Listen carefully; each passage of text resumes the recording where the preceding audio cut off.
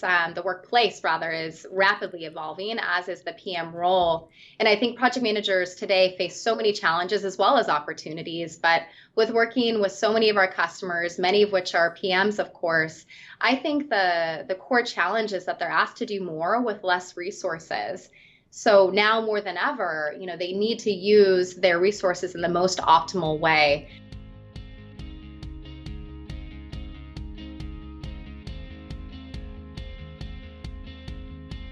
Welcome to Manage This, the podcast by project managers for project managers. Every other week, we get together to discuss the things that matter to you as a professional project manager. We want to bring out the best in you, and we do that by picking the brains of some of the best in the business, sharing in their successes, and sometimes learning from their failures. I'm your host, Nick Walker, and with me is the one who guides us in this journey, Bill Yates. And Bill, today we're going to get into the nuts and bolts of some project management tools to hopefully make us more productive and make our lives a little easier. Yeah, I'm excited about this conversation. Nick, the reality is every project manager has a favorite scheduling tool. Project management scheduling is a big deal. It's very important because it's so out there. When you create a schedule, everybody sees it and they kind of judge you by it. Yeah. So we've reached out to a number of companies just to have conversations about their software. LiquidPlanner is the first to respond, so we're going to talk with them today. Yeah, we're going to talk with Jen Morrisey, the Vice President of Products at LiquidPlanner. This is a cloud-based project management platform. She's passionate about designing and building innovative products that help teams do the work that matters most. She's been a key member of the LiquidPlanner team since joining in 2009. From her prior background in project management consulting, Jen brings a clear understanding of the project management space and understands customer needs firsthand. Jen, thank you so much for joining us here on Manage This. For starters, for the benefit of our listeners unfamiliar with LiquidPlanner, can you give us a brief description of what it is? Absolutely. LiquidPlanner is a project management solution. It's the only solution in the market that is priority-based and that is built to really pull in factors of reality to build accurate schedules for our customers. And how did you get involved in this? So, I first got started in human resources, and I never thought that I would go into tech. I started out of school at Starbucks Corporate and realized that project management was a calling for me. And I went into project management consulting and project controls consulting. And I spent a lot of time on client sites and saw that, project management solutions out there just weren't adding the value that I thought that they should. My clients really struggled to keep their plans up to date and to, adapt to change that was inevitable in the marketplace. And ultimately, I heard about Charles Siebold and Jason Carlson developing this new, different way to manage projects. And I reached out to get coffee, and one coffee date turned into 9+ years at LiquidPlanner. So Starbucks, coffee, LiquidPlanner, I'm kind of seeing a Seattle theme here. Yeah. We should mention that you are in Seattle, and this is where LiquidPlanner is based? Exactly. I'm looking at the Space Needle right now. Tell us a little bit about how this company got started, the history of it, when it was started, by whom, and really why.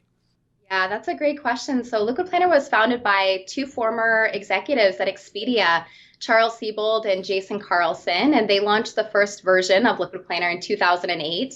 And Charles, really founded the project management organization at Expedia.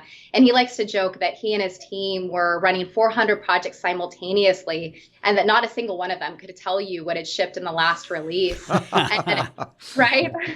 Which I think is the reality with so many. And that it was this total chaos that created the early inspiration for LiquidPlanner.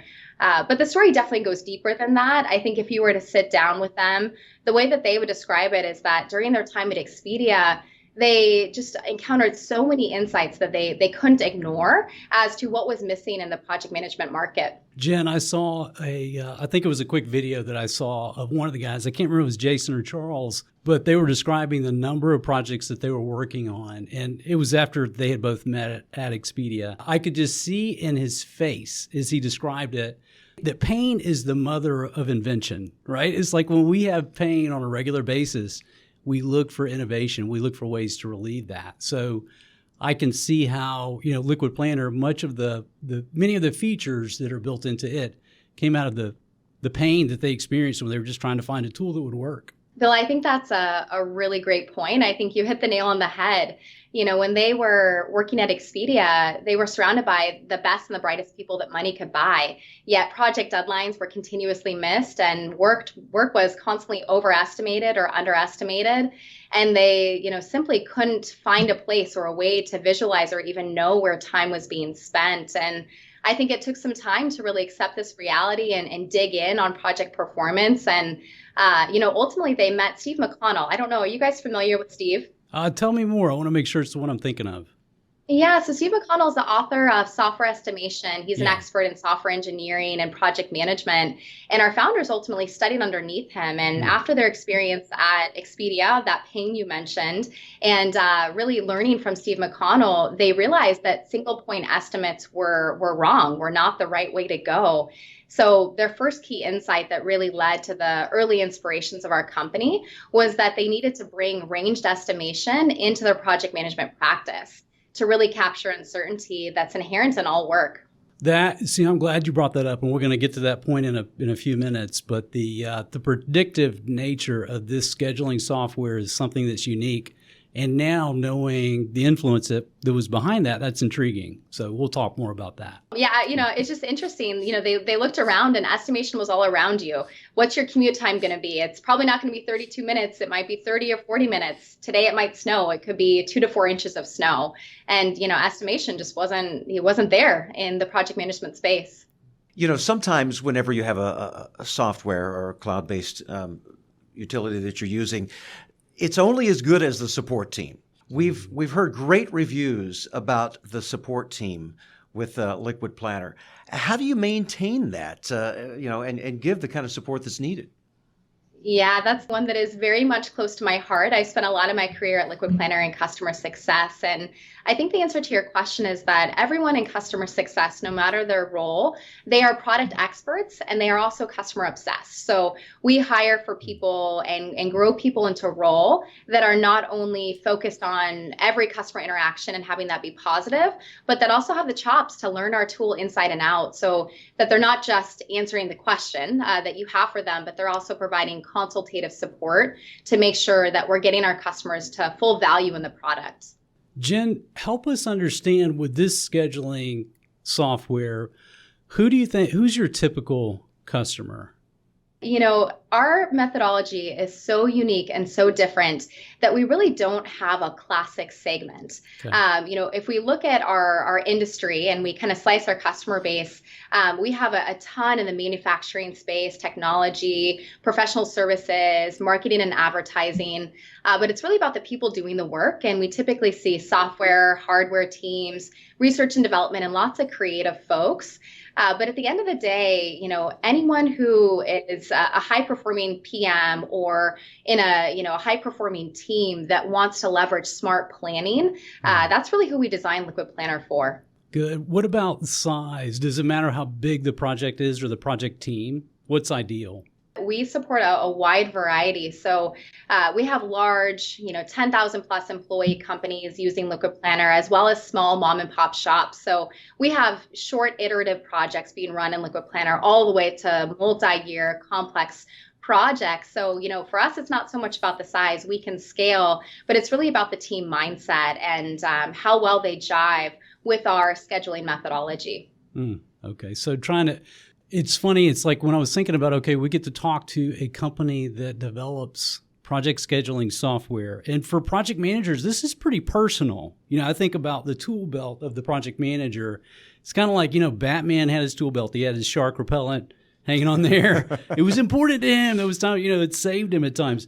Wonder Woman had her, the lasso of truth? Is that what it was? I never watched Wonder Woman. Okay, anyway. I did watch Batman, yeah. So this is the equivalent of that for a PM. The scheduling tool is personal, so it's got to really be a good fit. They're going to rely on it. Think of the times that you present a schedule to your customer. It's, man, you are out there with it. You're saying, okay, look, we've done our planning, and this is the delivery date. We've fed all the information into our schedule. And here it is. So there's you really got to rely on that thing. So I get that, it can be a good fit across all industries. And it's interesting to hear that as to who it appeals to. We wanted to dig in a little bit deeper and talk about some of the features that are unique to LiquidPlanner. And one of the first ones I want to talk about, you mentioned it's that predictive nature and the best case, worst case estimates. Because this is a unique feature with LiquidPlanner, and it really addresses a common pain point in the life of a project manager.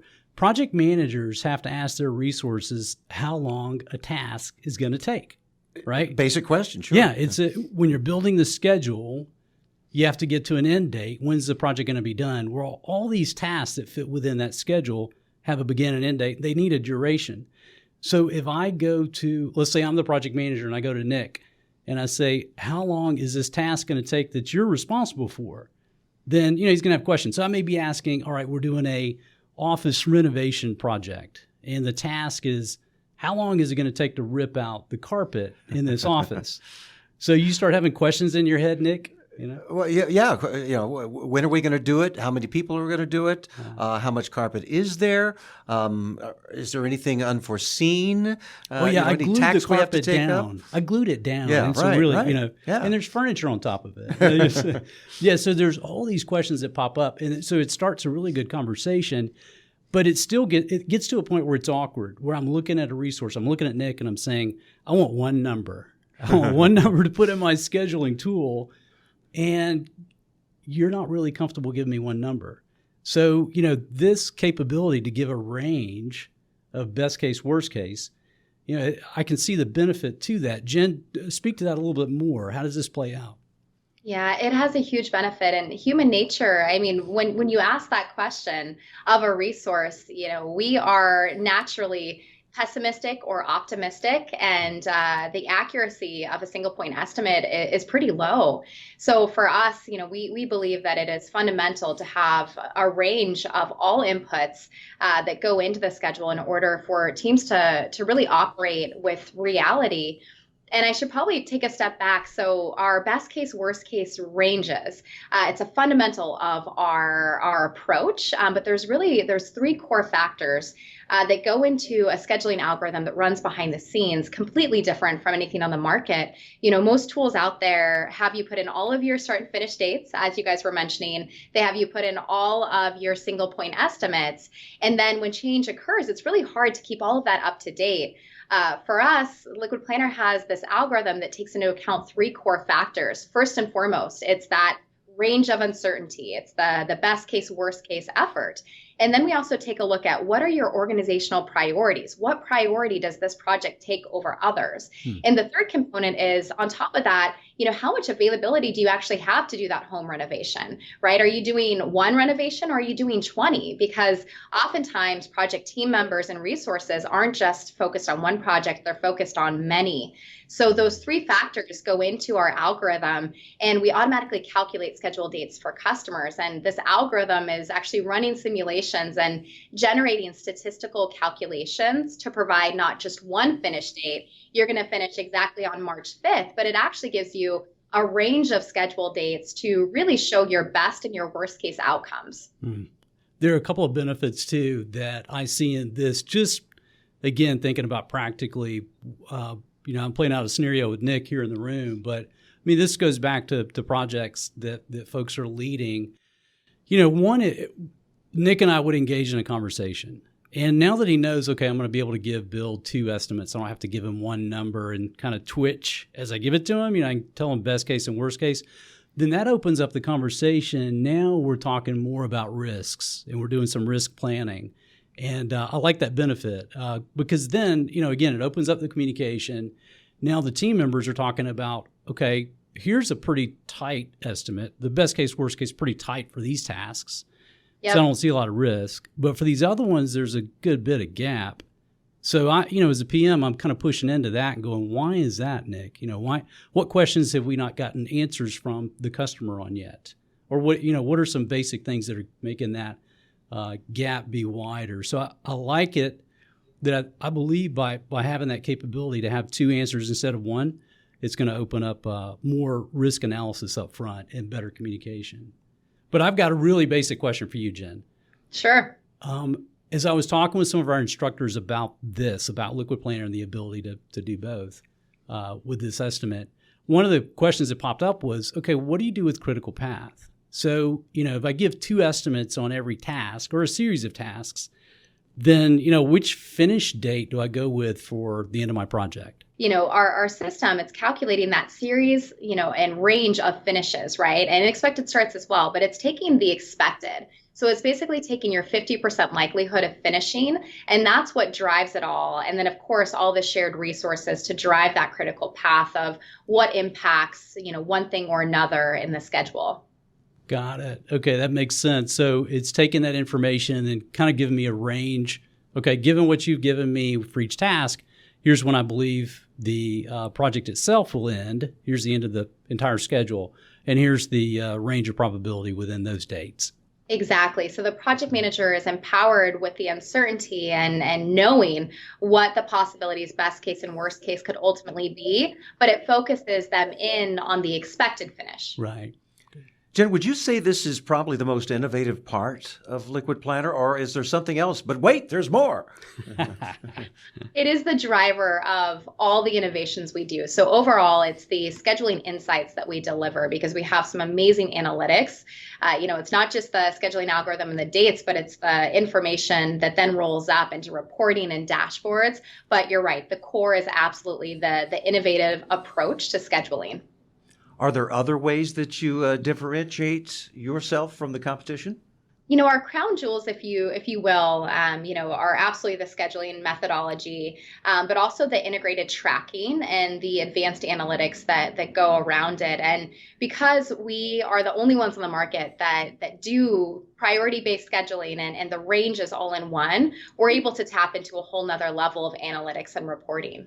One thing that I've learned here doing these podcasts is that the role of the project manager is constantly evolving. What do you see the top project management challenges today, and how does LiquidPlanner play into that in maybe providing some solutions? To your point, the workplace rather, is rapidly evolving, as is the PM role. And I think project managers today face so many challenges as well as opportunities. But with working with so many of our customers, many of which are PMs, of course, I think the core challenge is that they're asked to do more with less resources. So now more than ever, they need to use their resources in the most optimal way. And for us, resource availability and automatic resource leveling is just part of what we do. So our tool is constantly showing project managers what is realistic given the people that they have to do the work.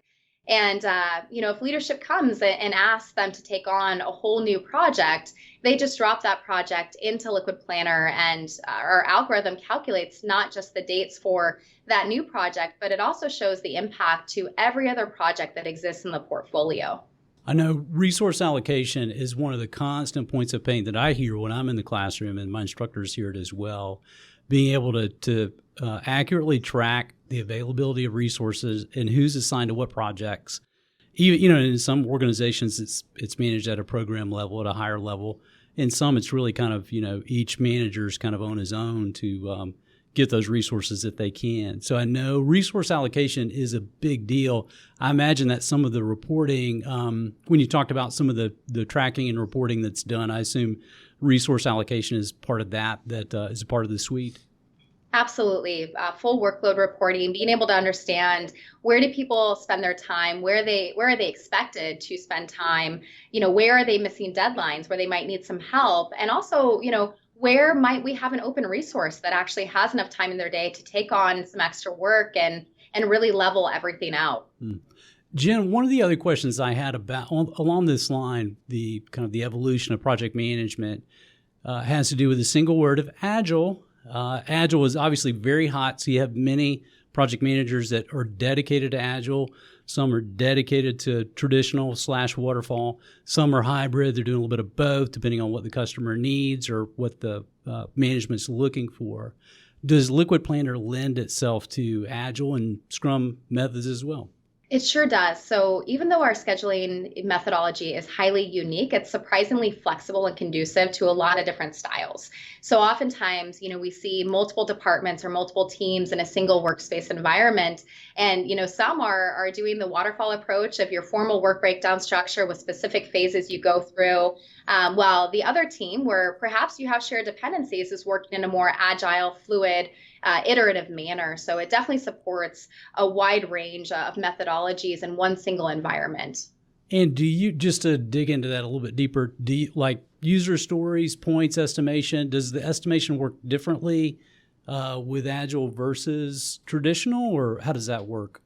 So, we have a lot of functionality around custom fields and, numeric options in the tool to track story points. We, however, don't have a formal feature specifically for story points. Gotcha. So our estimates are still our estimates within the application. Yeah, I mean, there's a point. It was funny, I did research on LiquidPlanner and heard a lot of positives, and of course, there's negative feedback too.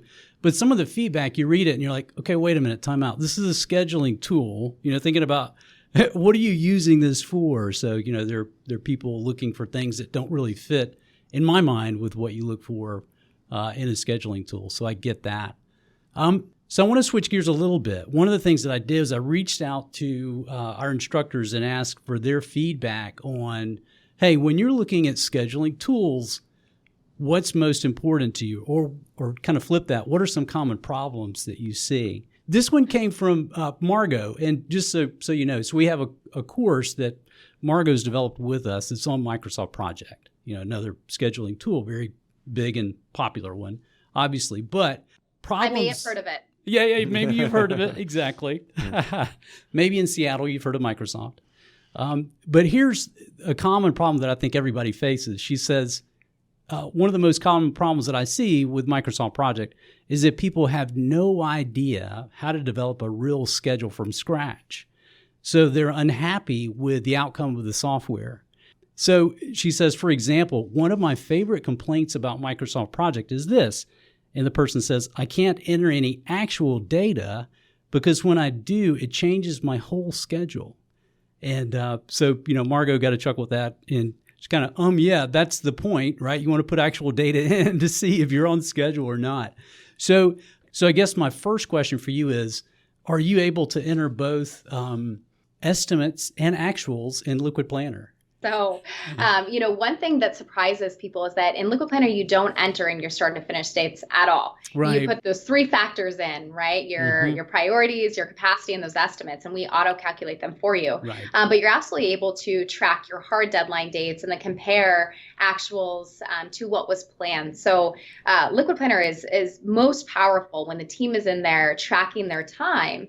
And as a team member, if I go in and I track 2 hours against my task, it's going to automatically shrink up my remaining effort estimate on that task and shrink up the total estimate remaining on the project to keep it live and up to date. So there's a lot of ways in LiquidPlanner to see all the actuals of work that happened and when it happened versus when it was scheduled to occur. Right. That's good. And so a follow-up question on that, and this is something, again, it doesn't matter what software you have for scheduling.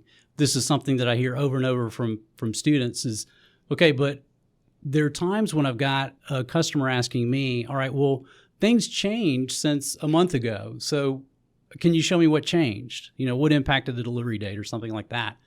And kind of a rookie mistake is, well, you don't have the ability to look back. I forgot to save an old version, or I forgot to archive the previous version of a schedule.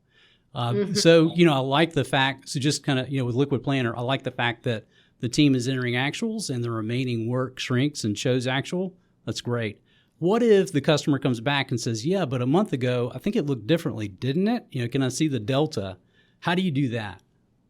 Yeah, there's a couple of ways. So you can actually take a baseline snapshot and see exactly, what the dates were and what the estimates were on a single given day. And then, of course, you can publish scheduled PDF snapshots and send those out to your clients. Got it. Good. Okay. One other question on this, and it's a broader question. Let's say, okay, these are great things to know about LiquidPlanner, but let's say I'm a beginner, right? I'm managing projects, I'm building a schedule. Now I'm using LiquidPlanner. okay, Bill's asking some questions and we're getting answers from the expert Jen. But what about me? So where do people go when they've signed up, they're using LiquidPlanner, but they have questions to get answered? Where do they go to get those answered? Yeah, every user type, I would imagine, uses LiquidPlanner in a different way, right? So your project manager is looking in the reports and dashboards and the main project view, but as an end user, as someone who is coming in and contributing to a project, I have very specific views for me, my home, my tasks within the application, an area where I can go in and track my timesheets. And wherever you're interacting, with your task in LiquidPlanner, you can see all of the details about that task. Anything that your manager or project manager put on that task for information from the very beginning. But there's also integrated commenting and tracking. So I can actually send my manager a question or send the project manager a question to figure out, whatever it is that I need to know in one central location. And that's a really big pain point that a lot of our customers have is they need one central spot for all things project management related, all the information about their projects. And Jen, that hits on one of the things that I know LiquidPlanner really touts is it's collaborative. So that threading and that ability to keep track of a lot of information related to a specific task or, the history of it, that's something worth noting for sure. There's something I want to ask, and this may seem like a weird comparison, but this is sort of where I've been living the last couple of months, doing my taxes. Tax software has your basic version. It has the premium version, the home and business version. Are there different versions for different uses of LiquidPlanner? That's a great question. So we have several tiers, if you will, of our software. So we have a professional version and an enterprise version. And the professional version has all things scheduling, time tracking, communication, as well as some reporting. And enterprise takes it to the next level. It's for larger organizations typically that need things like SSO or advanced reporting, expense tracking. So there are two separate versions, but it's just a matter of functionality differences between the two. Good. You've got a new CEO, Ted Hoxford. What do you really think of him? Putting me on the spot. Just tell us a little bit about him. Well, Ted just joined us last Friday, actually. And what I'm excited about is that he brings decades of experience of people-focused and values-driven leadership. And I've only been working with him for a couple of days, but so far he really seems to live and breathe that. And he's really excited to learn our product and make sure that we have a quality product and a quality service and that he understands the needs of our customers. So I think he's going to be at a certain level of detail that's really going to help us impact the product and impact our customer base. Right. Nick, I think she's got a future in PR or advertising or something. No doubt about that, for sure. I'm sure you won't be listening to this podcast. Come here, Ted. You don't want to hear that. That's right. I've got a question, Jen. What are you excited about in terms of the future of the product? What features do you see on the horizon that you're able to talk about now? Don't want to put you on the spot twice in the same 5 minutes. That's okay. I know, 2 tough questions back to back. So as you know, I recently moved over to the product team, and I had a feeling you guys might ask that question. And, we've been at this for over 10 years now, and a decade can be a funny thing. A decade almost always drives some form of reflection on, what's working and what's not. And while I can't tell you exactly what we're working on, I can tell you that we are taking the last 10 years of knowledge in the industry and some amazing customer feedback along the way to work on some pretty innovative things. Sounds to me like they're looking at a blend of project management and Seattle's best coffee or maybe Starbucks coffee and just coming up with something that'll push productivity to a whole nother level. Oh, yeah. When you're on caffeine. All things are possible. Productivity improvement is definitely one of the focus points. And there is also definitely a lot of coffee here at the LiquidPlanner office. I think we all have a couple cups a day. Well, with that in mind, we have a gift for you, and we don't want you to leave without you seeing this. This is our Manage This coffee mug, and we're going to send you one of these. I don't know if it will hold a venti latte or not, but it's going to get close. It's a pretty big mug there, so enjoy that, and with our thanks. Well, thank you. I appreciate that. I always need a fresh coffee mug, so thank you. But before we go, how can folks learn more about LiquidPlanner and really get in touch with the company and have access to the software? Yeah, all they need to do is go to liquidplanner.com and they can download a free 2-week trial to really get in and explore and see if it's right for them. And if they need any help along the way, we have a lot of people to answer questions for them. Well, Jen, it's been so great having you with us here on Manage This. We so much appreciate you taking the time to talk with us. It was my pleasure. It was great to connect with both of you. And let me know next time you're back in Seattle. Will do. A reminder to our listeners, we know you're always keeping an eye out for ways to earn those credits to renew your project management certifications. The good news is that you just earned some professional development units by listening to this podcast. To claim your free PDUs, go to Velociteach.com and choose Manage This Podcast from the top of the page. Click the button that says Claim PDUs and click through the steps.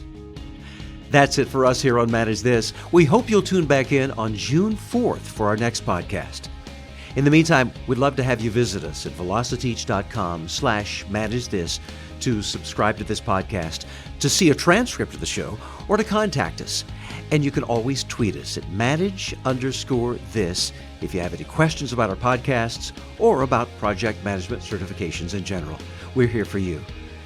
That's all for this episode. Thank you for joining us. Until next time, keep calm and manage this.